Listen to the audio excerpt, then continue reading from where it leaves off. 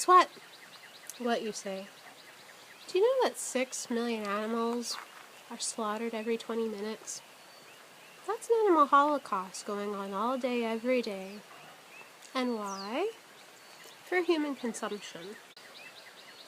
So here I am speaking up for the silent animals, because trust me, if they could speak up and speak up for their lives, they would, and this wouldn't be happening. So why is it considered acceptable to eat animals and animal products and their byproducts and secretions? It's as simple as this. It's just basic conditioning, human conditioning, and long-term conditioning at that. If a person has been brought up since birth eating animals, then they consider it acceptable.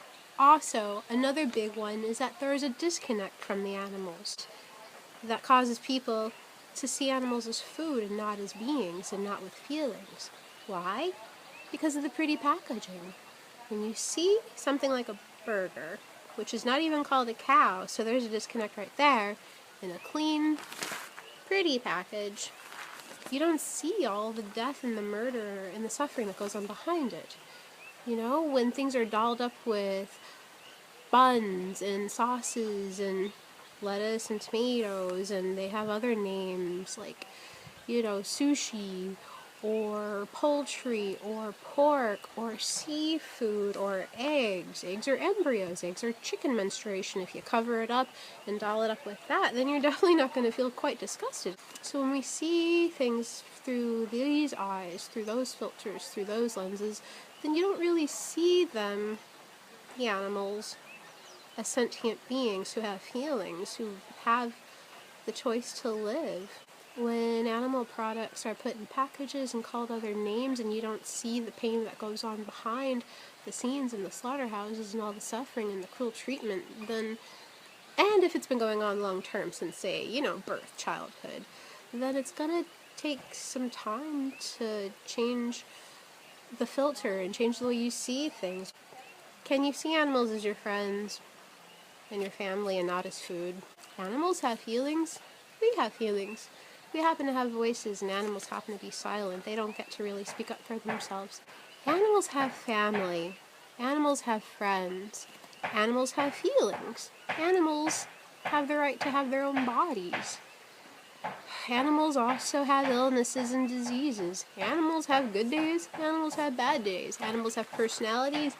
Animals have attitudes. Anything else? They also have life experiences. So when you kill an animal and you eat it, you eat all of those experiences. If you eat animal products and you have random bad days or bad feelings, think about that.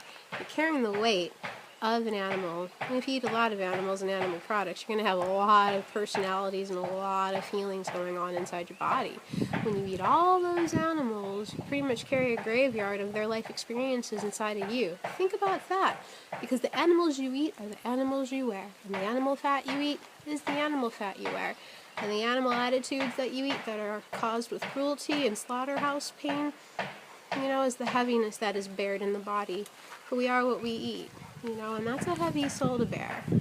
Animal products in those clean packages, somebody else went through all the blood and the guts and the bones and the dirty work and the killing. You didn't have to go through it. You paid for the pretty package. You paid for somebody else to do the dirty work for you. Animal products and byproducts are the leading causes of death, diseases, and pollution on the planet. Dairy is the #1 cause of acne. Eggs are just loaded cholesterol balls. You wanna know why? Because those eggs are baby chickens that wanna pop and burst and be grown-up chickens. It is still cruel to kill an animal free range because they hadn't a chance to choose to live its own life. Did you ask it if it wanted to be your food? Did it get a chance to choose its own life like you do? Also, there's a prejudice going on. Why are cows and pigs and chickens and turkeys acceptable to eat? Why are the fish acceptable to eat? Why are the cats and the dogs protected and domesticated? Why are one kind of animal acceptable for food and the other one isn't? I think a lot of people feel threatened or disturbed or upset. One, because they bear the weight of all that animal anger and pain and suffering. And two, it's that feeling of, well, what would you do without the meat? What would you do without animal products? And the education of the plant kingdom and plant nutrition. There's a bit of a discomfort there to know what would I do or what would one do without those animal products. In the bridge of, they say, going without, and then like the whole nutritional needs and the protein needs. Well, you have to educate yourself. If you've been learning about food solely from the animal world, you're going to have to educate yourself on plant foods, because those things are not in the mainstream. The animal foods are.